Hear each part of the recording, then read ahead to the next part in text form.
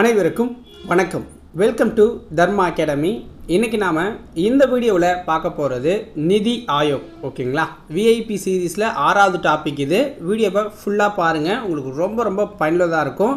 வீடியோக்குள்ளே போகிறதுக்கு முன்னாடி இந்த வீடியோ பதிவு உங்களுக்கு பிடிச்சிருந்துச்சுன்னா மறக்காமல் ஒரு லைக் பண்ணிடுங்க. பிடிக்கலைன்னா டிஸ்லைக் பண்ணிவிட்டு ஏன் அப்படின்னு கமெண்ட்ஸில் சொல்லுங்கள்.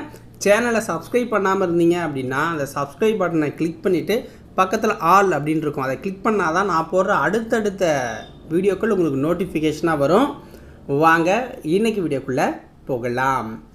முதல்ல நிதி ஆயோக் அப்படிங்கிறது எந்த வருஷம் தொடங்கினாங்க அப்படின்னு பார்த்தீங்கன்னா 2015 ஜனவரி 1ஆம் தேதி. நிதி ஆயோக் தொடங்கப்பட்டது 2015 ஜனவரி 1 தொடங்கினாங்க. ஓகேங்களா, திட்டக்குழுவுக்கு மாற்றாக தொடங்கப்பட்டது தான் நிதி ஆயோக் அப்படிங்கிற இந்த அமைப்பு. நிதி ஆயோக் அப்படிங்கிறது திட்டக்குழுவுக்கு மாற்றாக தொடங்கப்பட்டது. ஓகேங்களா, நிதி ஆயோக் அதோட டெஃபினேஷன் என்ன அப்படின்னா national institution for transforming India அப்படிங்கிறது தான். ஆயோக் அப்படின்னா ஆணையம் அப்படின்னு வரும். ஓகேங்களா, ஆணையம் அப்படிங்கிற பொருளை கொடுக்கும் ஆயோக் அப்படிங்கிறது.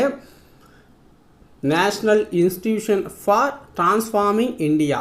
ஓகேங்களா, அதுதான் நிதியோட அந்த விளக்கம். நிதி ஆயோக்கோட முதல் துணைத் தலைவர் யாருன்னு பார்த்தீங்கன்னா அரவிந்த் பணக்காரியா. நிதி ஆயோக்கோட முதல் துணைத் தலைவர் யாருன்னா அரவிந்த் பணக்காரியா. தலைவர் யார் அப்படின்னு பார்த்தீங்கன்னா பிரதமர் தான். அப்போதைய பிரதமர் யாரோ அவர் தான் நிதி ஆயோக்கு தலைவராக இருப்பார். ஸோ அதனால் துணைத் தலைவர் தான் நியமிப்பாங்க. அரவிந்த் பணக்காரியா 2015 17 வரைக்கும் பதவியில் இருந்தார். ஓகேங்களா, அடுத்தது வேற ஒருத்தர் வந்தார், ராஜீவ்குமார் அப்படின்ட்டு. இப்போ நிதி ஆயோக்கோட கரண்ட் துணைத் தலைவர் யாருன்னா சுமன் பெரி அப்படிங்கிறவங்க தான். ஓகேங்களா, சுமன் பெரி அப்படிங்கிறவர் தான் தற்போதைய துணைத் தலைவராக இருக்கார். 2001 இவர் அப்பாயின்மெண்ட் பண்ணாங்க. ஓகேங்களா, நிதி ஆயோக்கோட தற்போதைய துணைத் தலைவர் சுமன் பெரி. அதே மாதிரி நிதி ஆயோக்கோட சிஇஓ சீஃப் எக்ஸிக்யூட்டிவ் ஆஃபீஸர்னு சொல்லுவாங்க, பிவிஆர் சுப்பிரமணியம் தான் நிதி ஆயோக்கோட சிஇஓவாக இருக்கார். ஓகேங்களா, நிதி ஆயோக்கோட தலைமையகம் எங்கே இருக்குது அப்படின்னு பார்த்தீங்கன்னா புதுடெல்லியில் அமைஞ்சிருக்கு. நிதி ஆயோக்கோட தலைமையகம் எங்கே இருக்குது? புதுடெல்லியில். நிதி ஆயோக்கோட தலைவர் யார்? பிரதமர். ஓகேங்களா, இப்போதைய பிரதமர் யார்? நரேந்திர மோடி அவர்கள் தான் தற்போதைக்கு தலைவராக இருக்கார். திட்டக்குழுவின் முதல் தலைவர் யாருன்னா ஜவஹர்லால் நேரு. திட்டக்குழுன்னு ஒன்று இருந்துச்சு, அதுக்கு மாற்றாக தான் நிதி ஆயோக் வந்திருக்கு. அப்போ திட்டக்குழுவோட முதல் தலைவர் ஜவஹர்லால் நேரு 1950 மார்ச் 15 ஸ்டார்ட் பண்ணுது. நிதி ஆயோக்கின் நியமனம் அப்படிங்கிறது பிரதமரால் கொண்டு வரப்படுது. நிதி ஆயோக்கோட நியமனம் பிரதமர் போடுற ஆள் தான் துணைத் தலைவராக இருப்பார். நிதி ஆயோக்கின் உறுப்பினர்கள் அப்படின்னா ஒரு தலைவர், ஒரு துணைத் தலைவர், 5 உறுப்பினர்கள் இருப்பாங்க. ஒரு தலைவர் இருப்பார், ஒரு துணைத் தலைவர் இருப்பார், 5 உறுப்பினர்கள் இருப்பாங்க. அவருடைய பணிகள் என்னென்ன அப்படின்னு பார்த்தீங்கன்னா தேசிய வளர்ச்சி கொள்கைகளை பரிந்துரை செய்வது. தேசிய வளர்ச்சி கொள்கையில் பரிந்துரை செய்கிறது அவங்க வேலை.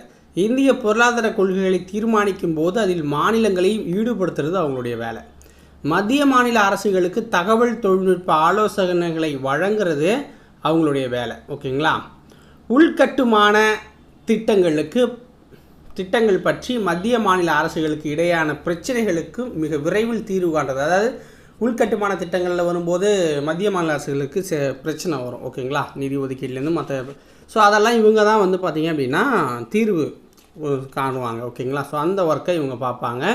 ஸோ இதோட நிதி ஆயோக்கோட வீடியோ முடியுது. உங்களுக்கு பிடிச்சிருந்துச்சுன்னா மறக்காமல் ஒரு லைக்கை பண்ணி விட்ருங்க. சேனலை சப்ஸ்கிரைப் பண்ணுங்கள், அப்போ தான் நான் அடுத்த வீடியோ போட்டால் உங்களுக்கு நோட்டிஃபிகேஷனாக வரும்.